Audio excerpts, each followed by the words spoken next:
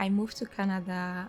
I get into a really abusive relationship, and I came out of that relationship with a little baby, no job, no money, nothing at all. I had to run with my life just to save my daughter and save me, and started to working in the downtown East Hastings to find resources. And I got the phone number of the YWCA, and then I called them, and then I went in. The welcome was unbelievable, and they gave me a caseworker who directly moved me from the place I was to the YWCA hotel the same day. I will never forget that day because that was the first night I ever slept since I gave birth. And then they moved me from the shelter to the second stage housing. It was my first home. It was my daughter's first home. It was just a safe place for us. When I moved there, I changed. I started glowing. I've been able to love myself again. I've been able to heal from my past. I've been able to find a daycare for my daughter, a stable daycare for my daughter.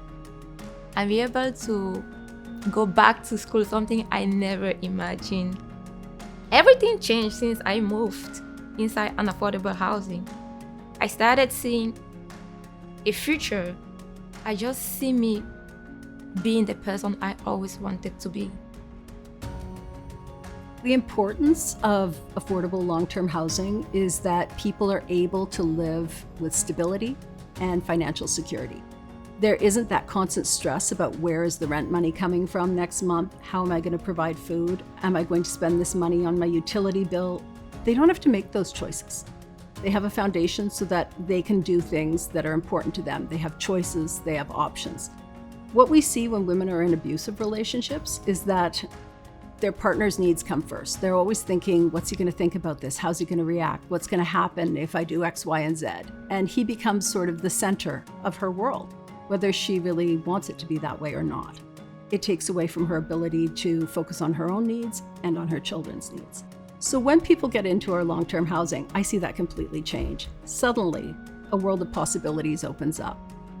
I would like a world, ideally, where my job didn't have to exist, where everybody could have affordable housing, where no one experienced abuse. But until that day, one of the best things we can do is keep creating new housing for people so that they can leave situations that aren't working for them, that are unsafe, that are unaffordable, and have a better quality of life for themselves and their children.